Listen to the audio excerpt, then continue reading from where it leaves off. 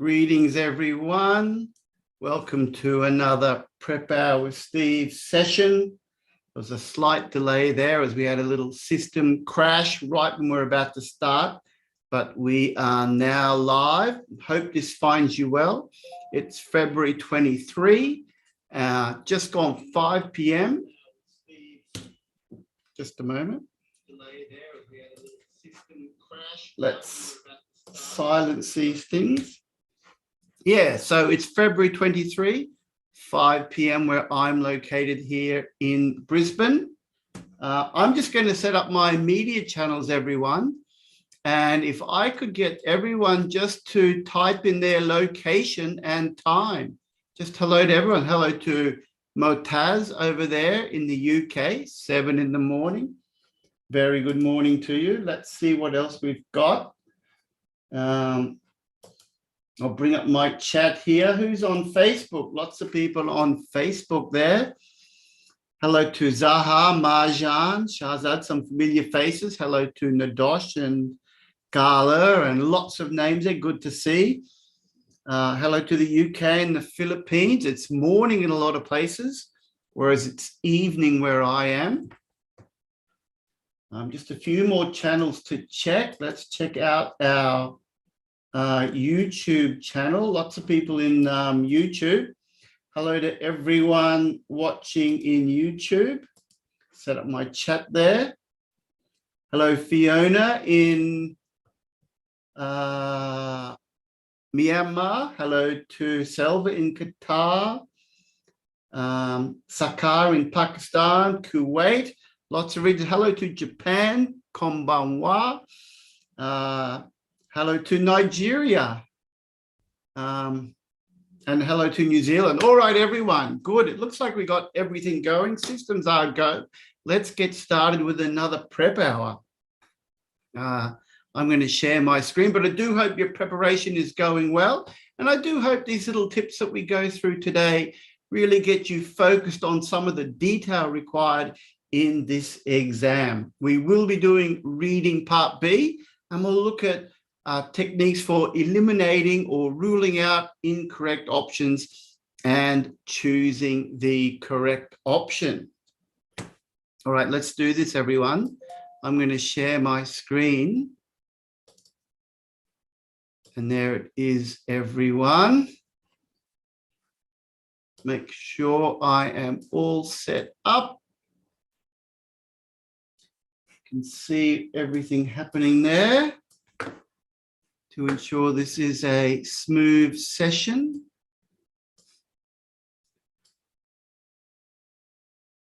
All right, and I hope that screen size is clear for you as well.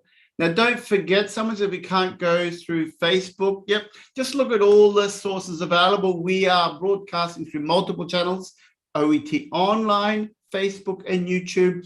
We're also on OET Center, Facebook and YouTube. So lots of channels where you can see us. Of course, the video will be posted after as well.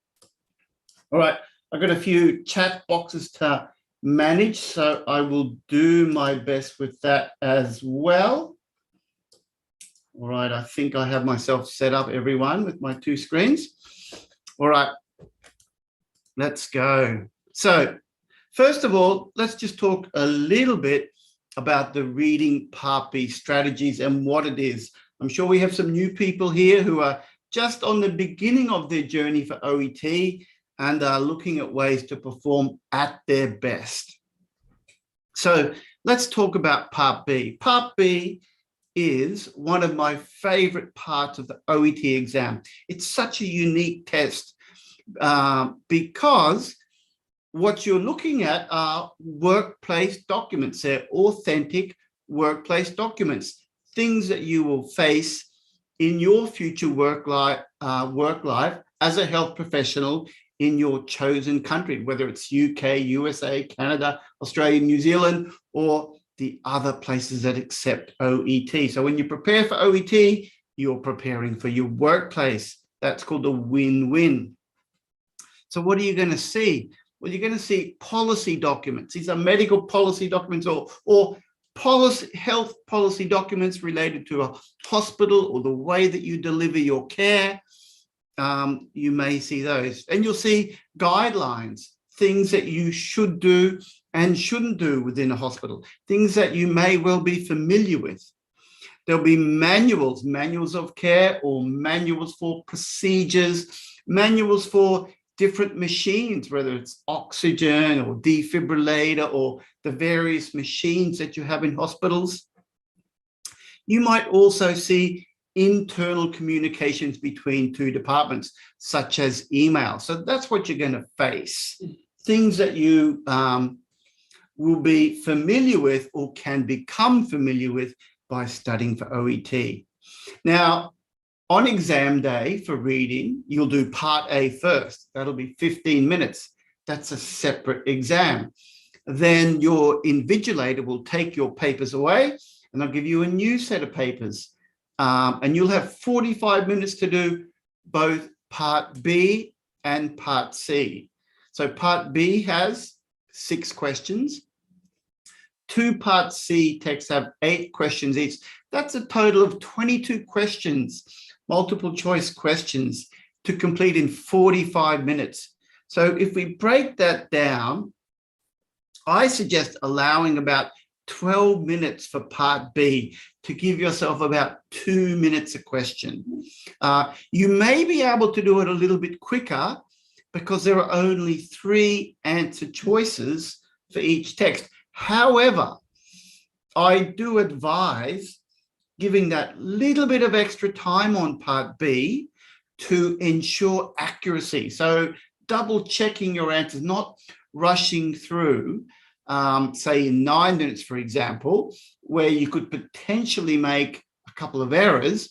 If you just take that little bit more care to get it right, because you really do need a good score in part B, because part C is going to go up another level and you're going to have 4 choices, not 3, and it's going to be a little bit more deeper text to deal with. So part B, I would think of part B as an opportunity to really do well. So it's a very important part of the exam.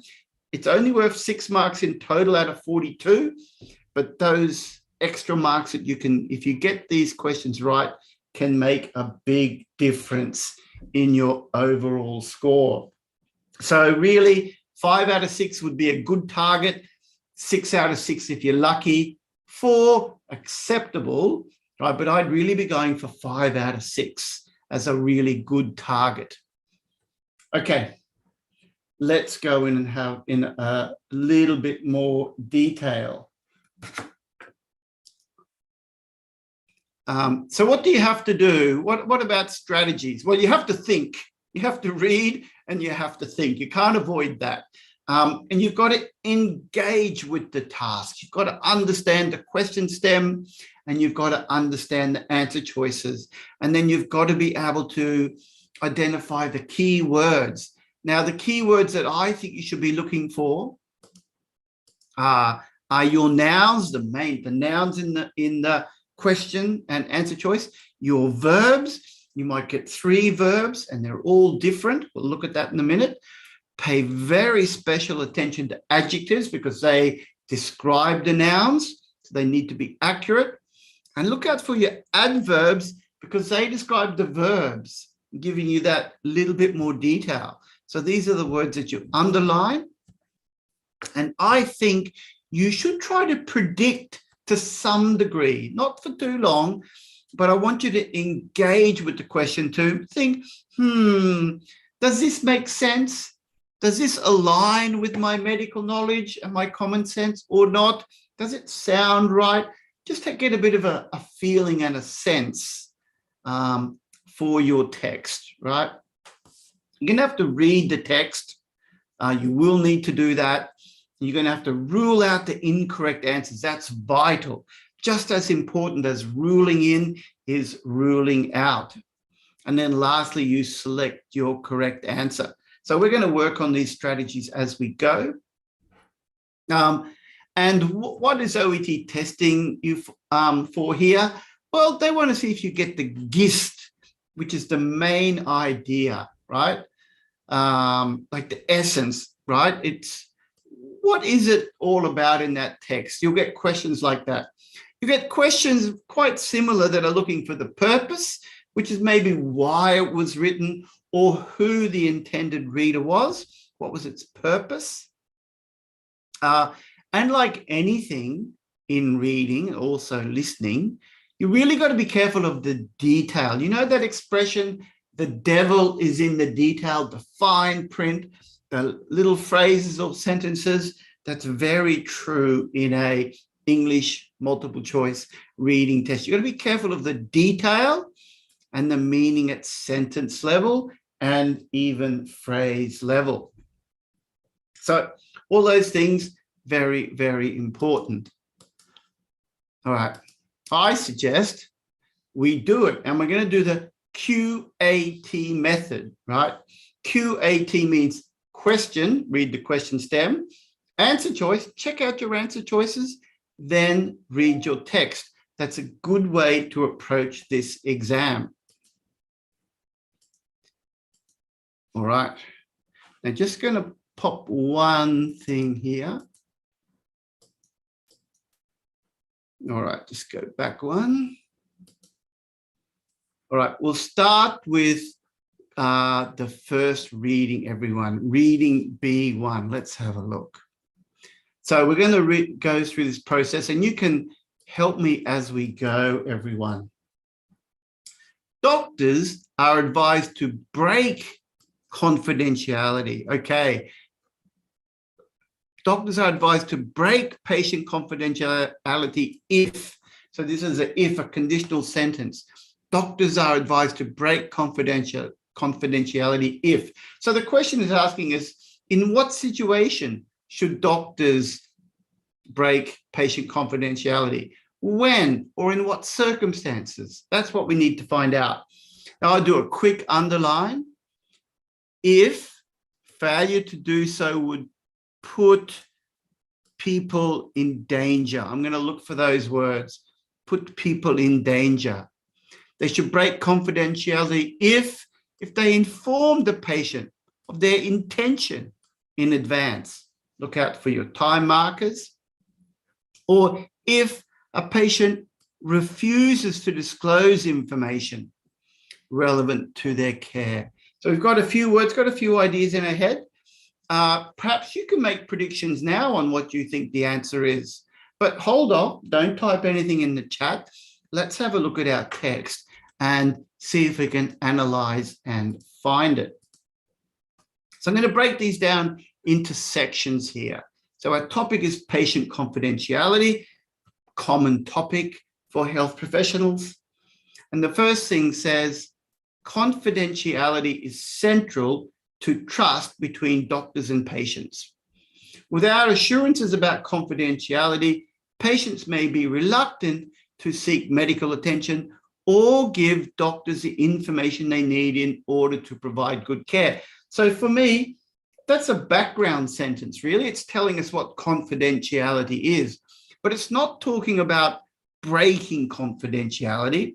So I don't think the answer is in that first section. I'm really looking for break confidentiality. Okay, however, now that's our first key word.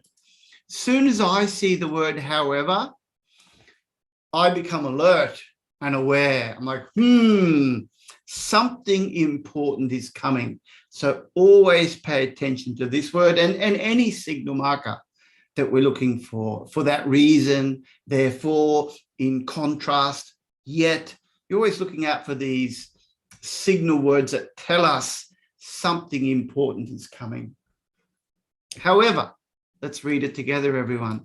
Faced with a situation in which a patient's refusal to consent or consent to disclosure leaves others exposed to a risk so serious that it outweighs. So a risk so serious that it outweighs the patient's and the public's interest in maintaining the confidentiality, or if it's not practical or safe to seek the patient's consent, very long sentence, information should be disclosed promptly to the appropriate person. That's a very important sentence. I think the answer lies in that. But we'll keep reading. The patient should be informed in advance that the doctor will be disclosing the information, right? Provided, so the patient should be informed in advance, the doctor will be disclosing the information, provided this is practical and safe, even if the doctor intends to disclose without the consent. Okay, we have to make sense of this, everyone. There's a lot of information. It's very dense. Some answers are coming through. Type in what you think, everyone. I've already got some C's coming through. I've got some A's coming through. All right. So let's see what we can do. Wait for a few more. C's fairly popular. A's quite popular. Haven't had too many B's yet. All right. So we'll start with B. They should break if they inform the patient of their intention in advance. Well, B doesn't really make sense, does it? That means you can break confidentiality if you inform the patient that you're going to do it in advance. It means you should. That doesn't really make sense. B's a bit of an odd one. So it's logically incorrect because it would mean doctors should break confidentiality if they inform the patient. But you should never break confidentiality unless there's some circumstance that forces you to do so. So B doesn't make sense, right? A's growing in popularity, but C is also being considered by some. All right, now bad news, everyone. It's not C.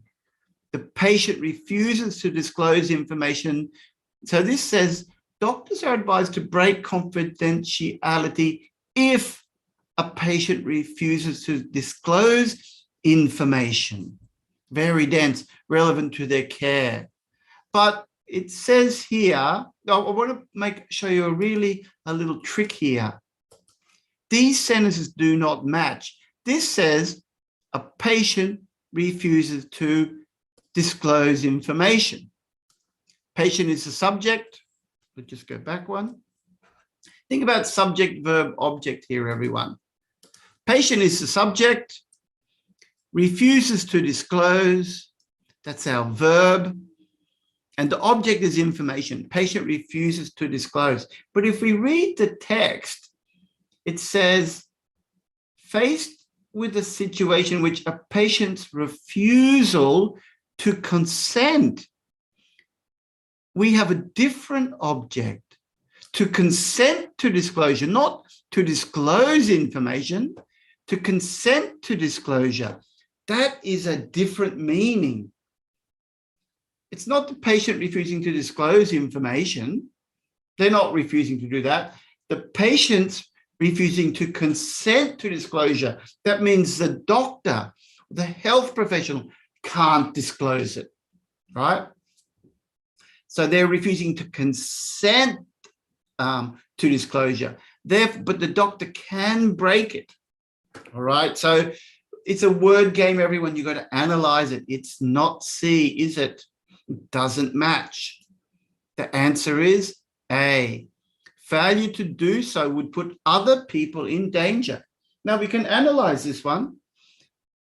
However, faced in this situation in which a patient's refusal to consent to disclosure leaves others exposed to a risk so serious. So there it is. Put people in danger. Exposed to risk.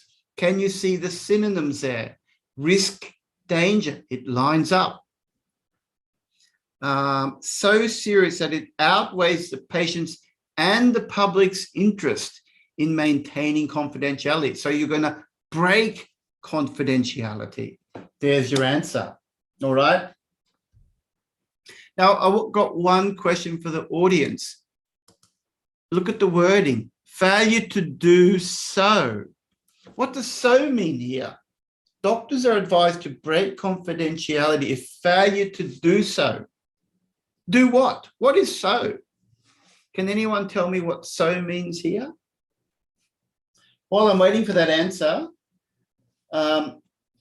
Hosifa says, thanks, Steve. I passed my OET. Thanks to me. Oh, that's very kind. And congratulations to you, Hosifa. Well done. All right, it's very dense. Can anyone tell me what so means? Failure to do so. What is so? What does so refer to? Something previously written. Can anyone see it?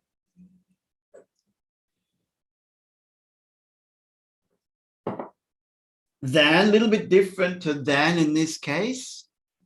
Something that's been said before. So more, not in this context. To fail to do so. So called, you're getting close there. Yeah, break confidentiality. Well done. Failure to do so. So means break patient confidentiality. It refers back. Okay. I want everyone to stop smoking. If you don't do so, you'll become sick. So if you don't mean so, if you don't do what I said before, stop smoking, right? So important that you can link these words to help you understand the question with greater clarity. So it doesn't mean very or much in this sentence. It's failure to do so. It's sort of like to do the thing which was previously said. So the meaning of words change depending on their context. Think about that when you're reading. Okay, that's number one, everyone. Let's move on. Now, quick little bit of vocabulary building, everyone. When you're reading, it's very important that you don't, pause for a second. Krishna says like, yeah, so do likewise. Exactly, Krishna. Well done. Okay, moving on. So vocabulary. When you are reading words, don't read individual words. You need to group words. That's going to help you with sentence structure. So we've got some adjectives along the top, mainly adjectives. Critical, let's highlight them.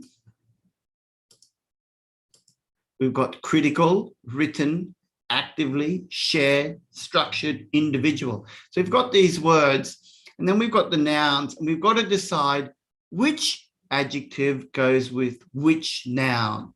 So I'll get us started, everyone. We have something called the shared responsibility. Shared responsibility. So two people have the responsibility. Think about your patients, everyone. You might have shared responsibility for the care of your patient. All right, we've got the word handover. What type of handovers can we have? Well, let's have a look. We've got structured handover in this case. Now, there's more than one option. We can have a structured handover. It's structured. It's organized. There's a process. It has a structure. A plan. In this case, we're going to have a written plan. Could have been an individual care plan, but we've got a written plan in this case. Care. We're going to have critical care. The critical care when the patient's health is in a critical situation. Now we've got circumstances. The patient's situation. And I love this word, circumstances. We can have the individual circumstances. The individual circumstances of the patient cannot be ignored. Right. The last one, actively participate. We want the patients to actively participate in their care. Right. So these are common phrases that you will see. Now, one question, which is the odd one out? Can anyone tell me? One of these doesn't belong. If I give them numbers, 1, 2, 3, 4, 5, 6. One of these doesn't fit grammatically. One of these is different. Which is the odd one out?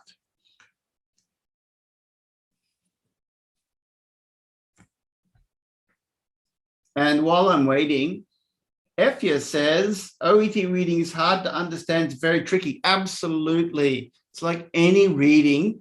You've got to be consistent and read regularly and do it and really get used to it and engage. But once you do, you can get to that level.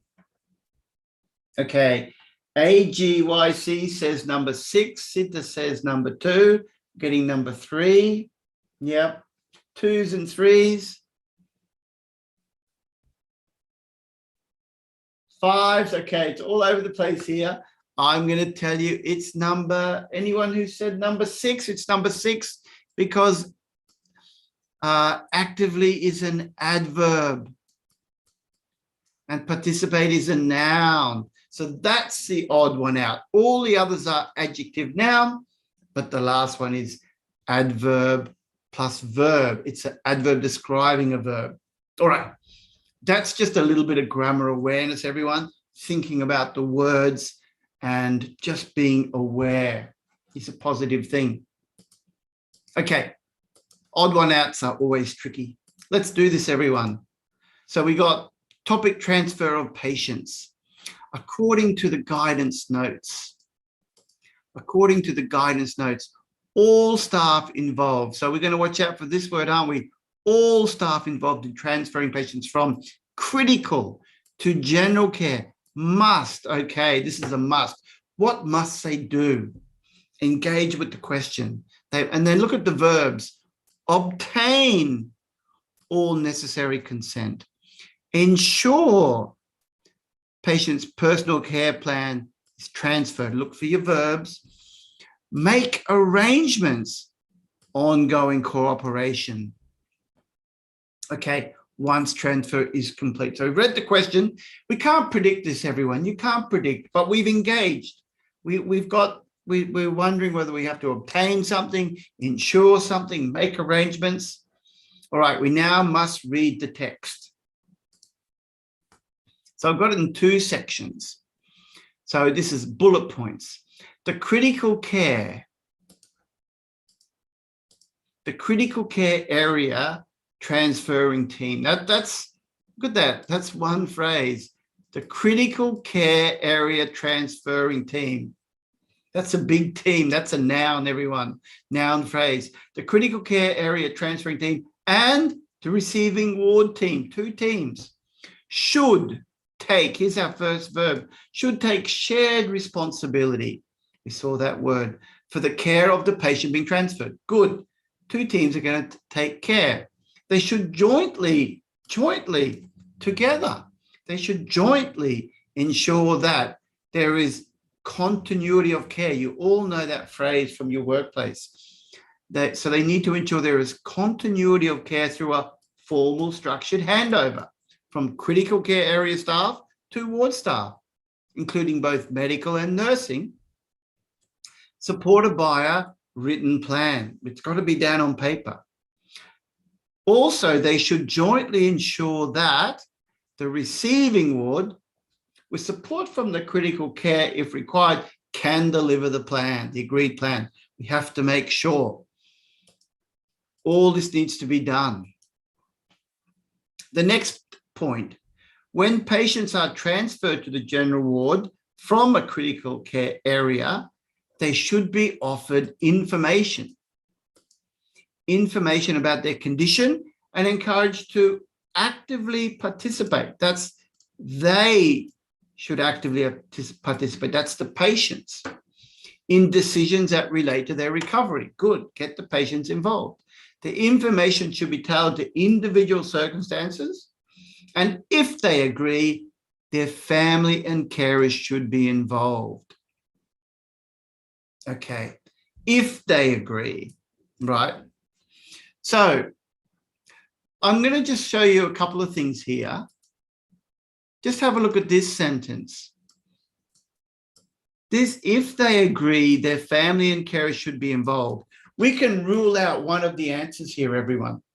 This sentence tells us one of the answer choices is wrong. Can you see which one is wrong? You can see correct ones coming through. If they agree, their family and carers should be involved. And we got this word must. All staff must obtain all necessary consent from any interested parties. But actually, they don't have to do that. You're right, Akil. It's not, oh, sorry, you're right there. Everyone's saying A, Reckley and Fowler. Yes. If they agree their family and carers should be involved. So they don't, that means you don't have to obtain consent, right? Only if the patients agree will you involve interested parties, right? So that's wrong. Let's see what else we can find out. So we rule out that one, does not match. What else is wrong? Do they have to ensure the patient's personal care plan is also transferred, or do they have to make arrangements for ongoing cooperation? Well, it does mention cooperation. Once, be careful of time markers, everyone. Once, careful of this, once the transfer is complete. Make arrangements once. That means after it's complete. Or ensure the patient's personal care plan. A lot of people are going for B, and some people are saying C is wrong. C is wrong. It's tempting. It's a very strong tempter. But what's wrong? Make arrangements for ongoing cooperation once the transfer is complete. No, not once it's complete, because then it's finished. So it's not done after, right? That's wrong. It needs to be done while, as the transfer occurs. So answer is B. Ensure the patient's personal care plan is also transferred. And I think this is quite logical medically too, isn't it? A lot of people went for B. Well done. It's very important, isn't it? Get that personal care plan together. And it says that it's got to be a formal structured handover. That's your care plan, and supported by a written plan. So that overall care plan. All right. So OET is good like that. It's work related. Answer is B. Adnan says that was a tricky one. I think the tricky one is the C, to rule out the C. And my suggestion to you, whenever you're doing this type of thing, be careful of this word once. Make arrangements for ongoing cooperation once transfer is complete. Once means after. You're going to get cooperation after. No, you got to jointly ensure. It's got to be done beforehand or at the time. At the time. Right? You've got to have all that done at the time. Okay. All right, let's move to the next one, everyone. Now, a bit more on vocabulary. Now, we've got a thing called attributive nouns. That's where we have two nouns together. And the first noun is what we call a qualifier. And it sort of describes or gives additional meaning to the head noun. And that's important to understand. Now, some of these are the same, and I just wanted to show you the variety that you can face. So, the qualifier. Nutrition screening. We can have nutrition screening. Screen your patient's nutritional status, right? So that's nutrition screening. Then we can have nutrition assessment. Assess their nutrition, assess them, do a test. Then we can also have nutrition support. Maybe they're having difficulty. Their nutrition is not at the right level, so they need support. So 3 different types of nutrition. One is screening to see if there's any problems, assessment to check their overall nutrition status, and then nutrition support, see what they need. Of course, you know this one, people stay in hospital or they have a hospital stay. And the last one, we can have a validated screening tool. 3 words, a validated. That means it's been made valid. It's been approved. It's recognized. It's official. A validated screening tool. You need some sort of tool. All right, we're going to see these words, everyone. Topic, nutrition screening. And it's a memo this time, everyone. a memo to hospital staff. Okay, let's read it. The memo says, failure to screen the patient. Now, we saw this word failure before. Failure to screen if you don't screen. So failure to screen means if you neglect to screen, if you don't screen a patient for malnutrition. So the memo says, failure to screen a patient for malnutrition may result in. So we're looking for the outcome. What's the outcome? Change overall health. Sounds possible. If you don't screen the patient, there could be a change in health. A prolonged stay at the care facility. Okay, you didn't screen, and as a result, they have to stay in hospital longer. Sounds possible. May result in care providers being unaware of an issue. It's a little bit vague, this one, isn't it? Care providers being unaware of an issue. What issue? It doesn't tell us. Quite general, that one. All right. Can't really predict this one. All we can do is read, everyone. In OET, you can't fake it. You've got to understand and read. It's a real test, carefully designed. So let's read. Okay. The memo to hospital staff about nutrition screening. This is to remind staff of the importance, it's a reminder of nutrition screening to identify problems which may go unrecognized. All right. To identify problems which may go unrecognized and therefore remain untreated during the patient's hospital stay. All right. Always watch out for your signal words, therefore. Nutrition screening should occur on admission. Okay, that's telling us when. And then weekly during the patient's episode of care, the time they're in hospital. At least monthly in slower stream facilities, where they're expected to stay longer, or if the patient's clinical condition changes. All right, so that's giving us the background when we should do nutrition screening. Keep reading. All patients should have their weight and height documented. Fair enough. If you think they know the answer, you're welcome to type it in. All patients should have their weight and height documented on admission, and weight should continue to be recorded at least weekly. Okay, that's what we need to do. Patients whose score is at risk on a validated screening tool. Okay, what should we do? Or whose clinical condition is such that the treating team identifies them at risk of malnutrition. So in those cases, the patients should be referred to a dietitian for a full nutrition assessment and nutrition support as appropriate. Now I'm getting a lot of C's and a few B's here. All right, a few people are already predicting here. Okay, see what we can do. Can we find synonyms here, everyone?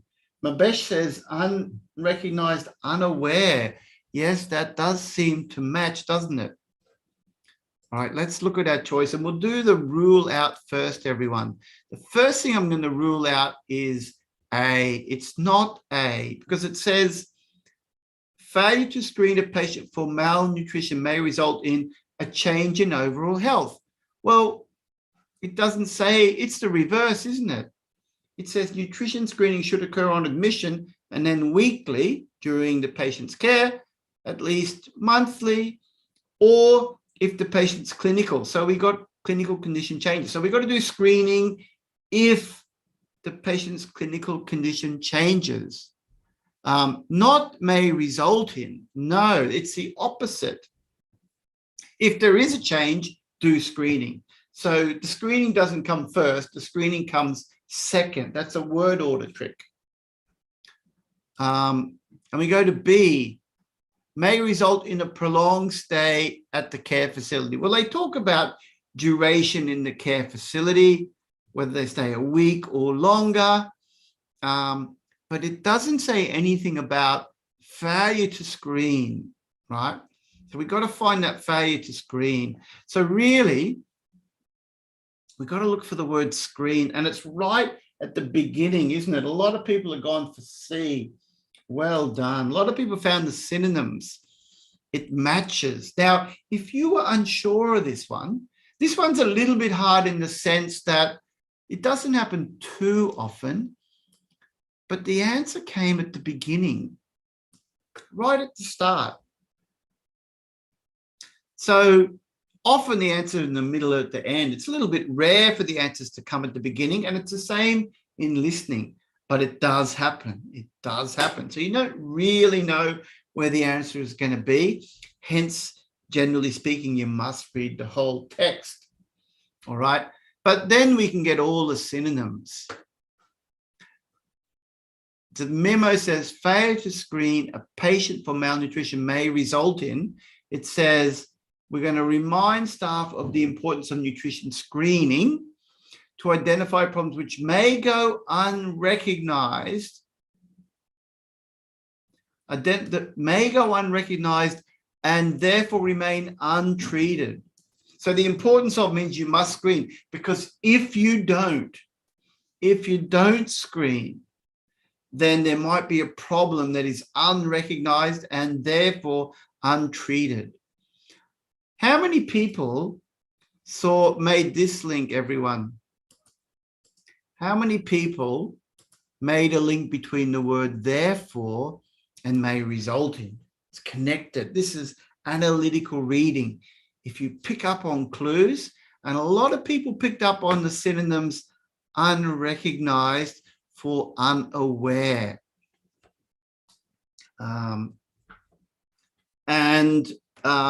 Problems can be issues. So there's a whole lot of synonyms that line up. All right. There's a whole lot of synonyms that line up.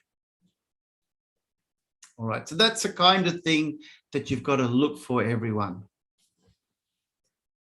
Okay. All right.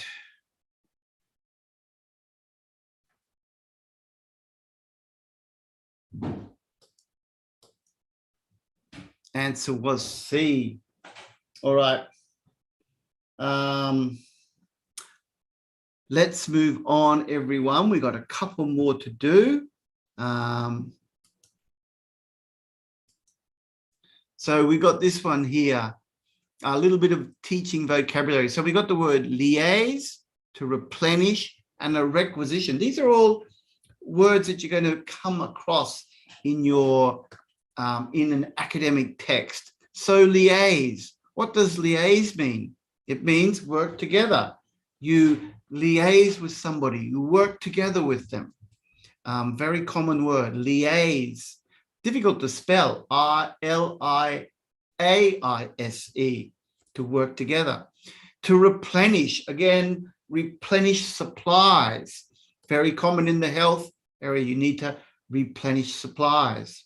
Make something full. And then you've got requisition.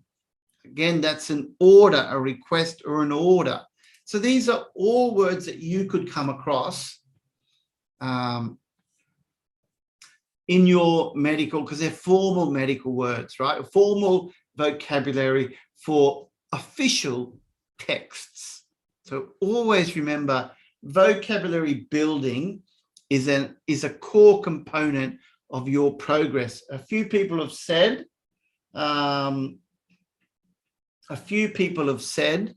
that it's tricky, the reading test. Vocabulary building will help you, as well as understanding of sentence structure. Okay, let's look at B4. This policy document states that, so it's a statement, it's a policy document on stock requisitioning, to requisition stock, to order stock. The policy document states that nurses, it's all about you nurses, must sign a paper form, okay? Must sign a paper form if they want new stock, okay? Can order medicines from the pharmacy in some cases. Should speak to the pharmacist if a drug is needed urgently. I like this type of question a lot because what this tells me, if I see a question like this, I think, oh, this is clear, gives me some confidence. Must do something. You must. It's imperative. It's essential. Can. Well, you can. It's possible. You don't have to, but you can, right? And should. It's something that's recommended or advised. So each of these verbs have subtle differences of meaning, don't they? One is a must, an imperative, a certainty. One is a can. It's possible. The other, it's optional, but it's recommended.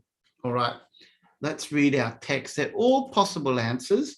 We're going to have to rule out. If stock levels of a medicine are low, let's read this, everyone. If stock levels of a medicine are low, the nurse should firstly, watch out for these words, liaise directly. There's that word liaise directly, connect with, communicate with, work with their ward-based team to arrange urgent stock replenishment. That's what they have to do. Go straight to the team. Then we've got an if.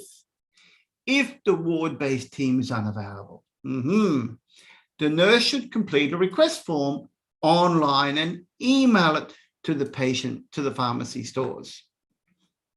And that's the urgent case. Paper-based ordering systems are available. There's a requisition book. However, these should not be relied on if ward stock is urgently needed. Okay. What answer can we rule out here, everyone? Some of these we can rule out already.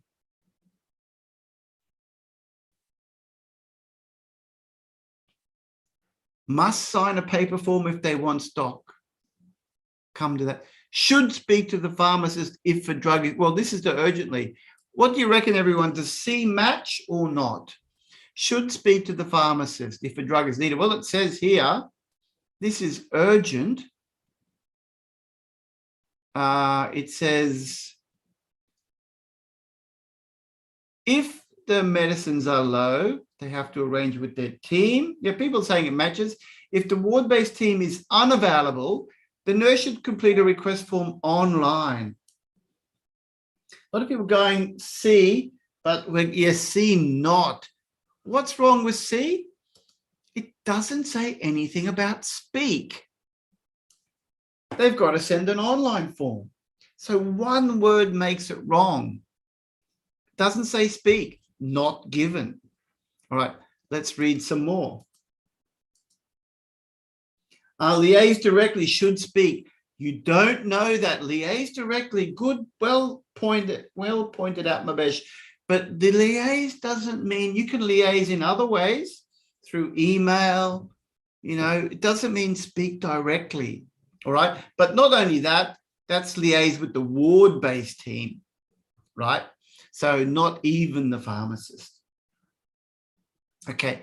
At-risk medicines, diazepam, codeine, phosphate, cocodamol, may only be ordered for stock when a paper requisition is written. So it says must sign a paper form. Okay, that's paper for any new stock. Paper-based requisition should be complete, legible, and signed, then sent to the pharmacy. Well, it's got to be signed. So if I'm going here, I'm going to go, yep, signed, yes. If they, so signed, paper matches, yep. May only be ordered, means must only in that case. If they want any new stock. Does new stock, at-risk medicines, at-risk medicines. A sounds correct, but there's a trap, everyone. It's almost correct, but not new stock. There's your trap. Tick, tick, tick, but the last bit is wrong. I want you to be really aware of that type of question. It almost matches, but the last bit, not for any new stock. only for at-risk medicine. So can I tell you all something if you don't know this? Remember, when you're making decisions, you must line up all your ducks, get all your ducks in a row. If one duck is missing, or if there are too many ducks, then the answer will be wrong. So your job is to analyze and find that out. So we already ruled out C. So the answer is B, can order medicines from the pharmacy in some cases. Now, I really like this type of answer, everyone, because it says you can order. It's a possibility. In some cases. Which case? If the ward-based team is unavailable, you can order it. You've got an online request form, and there's your answer. And little hint, everyone, when you see answers which are possibility, quite often, you know, they're worth considering these choices. They may be right. In some cases, you know, OET task design, they don't say which cases. This tells you which case. Ward-based team is unavailable. What you're looking for is the summary. Remember that multiple choice question answer choices tend to summarize meaning. All right, makes sense? All right, lucky last, everyone. We got one more to go. Lucky last, little bit of a tricky one too. All right, quick bit of vocabulary. We're going to identify a noun that goes with an adjective. So exceptional, something amazing. Exceptional circumstances, amazing circumstances. Rapid. There we could make rapid decisions. We could even provide rapid care, but maybe the patient's health had a rapid deterioration. It got worse quickly. Collaborative, to work together. Collaborative care, collaborative decisions is possible, but collaborative care. Collaborative, let's work together as you do in health. Patient-centered, well, you want patient-centered care so that the care is for the benefit of the patient. They're the priority. And we often have to make final decisions about some aspect of the care. Okay, lucky last, everyone. The extract from the guideline, it's a guideline this time. And it's ICU, everyone. ICU, maybe some of you work in ICU. The extract from the guidelines states, so what does it state? ICU staff can be seconded to other words. That might be a new word for some of you. ICU staff can be seconded to other wards. That means they can go from one ward to another for a short period of time, like a replacement staff. Only, that's a key word, only a consultant can refer a patient to ICU. No one else, only a consultant. The ICU is fully responsible, not partially, look for your adverbs, fully responsible for the patient in their care. Okay, let's see how we go with our rule in and rule out. So the first point, unplanned admissions.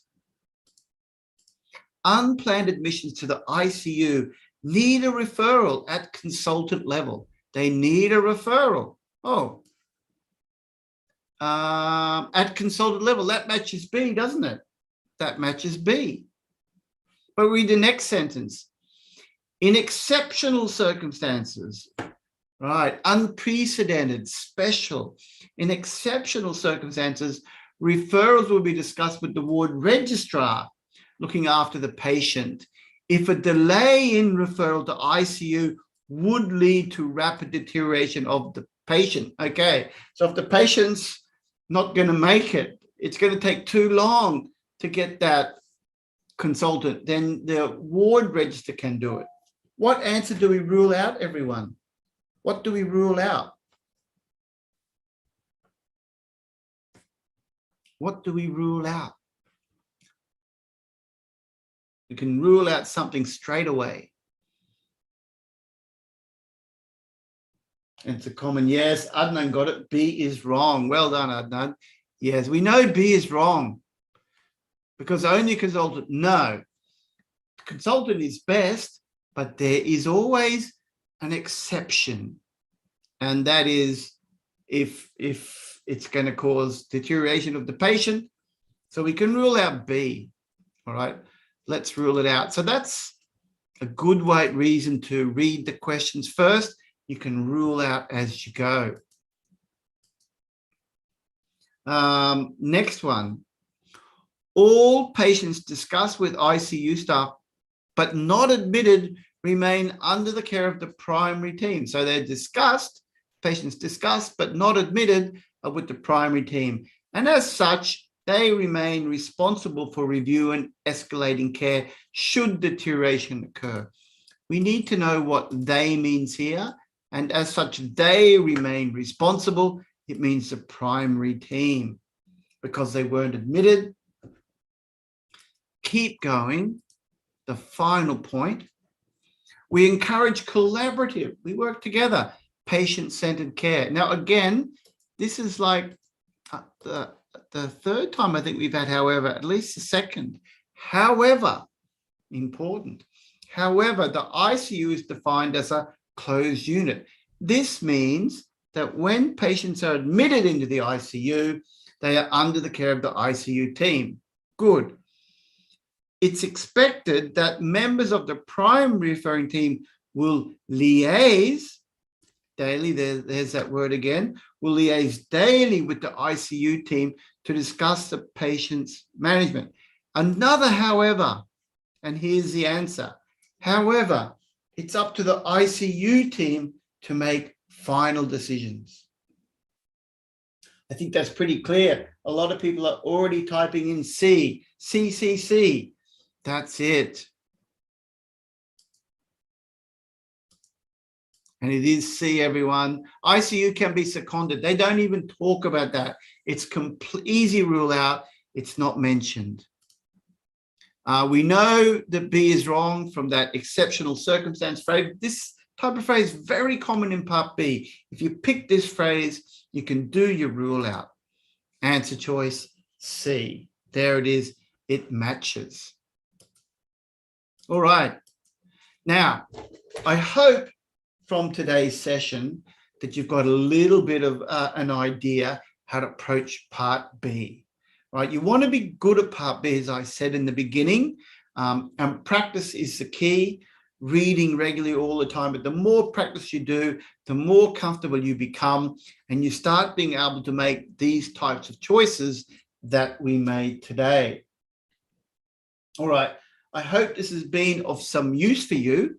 But just remember, it's great to study on Facebook and YouTube and join these sessions, not only by myself, of course, but all the all-star team. Everyone's there to help you. We've got your back, everyone. All right. But when it comes to your actual exam and you need that extra bit of help, well, that's what we're here for as well. So just remember that, everyone. When the push comes to shove and you've got to go, right, I need to do some study. It's time. I'm going to sign up. I'm going to get native English speaker to provide my corrections and feedback. I'm going to know I'm on track. Then come to us, everyone, if you choose to. We've got a free trial course on our website. Don't forget that, everyone. We've got a free trial course. I'm going to show you where that is, everyone. Quick little bit of marketing, everyone, from my side. We've got a free trial course. All you need to do is come to the site and create a new account. And I'm going to give you the direct link in the channel, everyone. So this is our OET Online site, everyone. Check it out. It's all new and updated. Great courses for your profession. And you can sign up for a free account right here. It's not too late, even if you've got an exam coming up in a couple of weeks. There is time. I'll just drop it in the chat. That's your link. Check it out. The other thing that I'm going to tell you, Now, reading is one of the hardest parts, right? So don't forget, we have excellent courses for reading. If you've done the exam before and you've scored between 250, say, or 200 and 300, check out our virtual reading class Platinum. That is going to give you so much, and it's such a successful course. You're going to get unlimited live classes for 6 months, so as long as you need, but you can condense it in a short frame if you're ready to go, because we've got recorded video. You're going to get 2 private reading 1-hour tutorials where you can practice your Part A, your Part B, or your Part C, depending on your need. You're going to get 7 reading sets to practice with. That's full Part A, Part B, Part C. And you're going to get our huge reading library, which has so much practice material to make you a better reader. So if reading is your nemesis, check out the Platinum. Great value. That's Australian dollars, not US. Now, check out Virtual Reading Class Standard. Also, a really good choice if you're, say, 300 to 350. Maybe a lot of people get 320, 330, even 340. So close, but just missing. This course will get you those extra marks and get you over the line. So do consider that one, everyone. And remember, unlimited live classes, you'll see me teaching there in reading every Tuesday, plus other members of the OET Online team, 2 classes per day. That's 3 hours every Tuesday. Times suit all regions, and you can check it out on our website. Just $125. What value? And now for some of you, maybe you need all skills. Look, we really dropped our prices, but we just keep, the prices don't change, but the content keeps getting better. We're always updating. So check out our options. We've got Ultimate at $649 Australian, $384 US approximately. We've got a Platinum course, which is very popular, only $260 US. Standard covers all bases, gives you great preparation over a couple of months. And then for the budget miner, we've got Turbo, which is a great option. And lastly, Economy, where you can get it all done for just 99 Australian, and you can benefit from the live classes. So do consider that. Often it is better value than actually doing the exam and not achieving that success you need. So check it out, OET Online. Happy to help you in your success. All right. That's it from me, everyone. Hope you've enjoyed the session. We'll be back in a month's time again. And I'll just respond to a couple of last-minute questions. Chibuki says, I'm interested in reading and writing. Yep, we've got those options. Check it on the website. You can find stuff there. Ashin is interested. Check it out. Lots of great stuff. Speaking options as well. All right. Yeah, Part C will be coming up later on, so just hang out there and check it out. Agma. All right. Keep working hard, and everyone, good luck in your exam. And Guvrav says, one last question, does bad handwriting lose marks? No. We all know doctors, many doctors struggle with handwriting, not nurses, of course, wink, wink. Neatness is not part of the assessment criteria. It's not. It's about what you write, not how you write. So no problem there. All right, everyone, you have a great one. See you in the next session. Bye for now.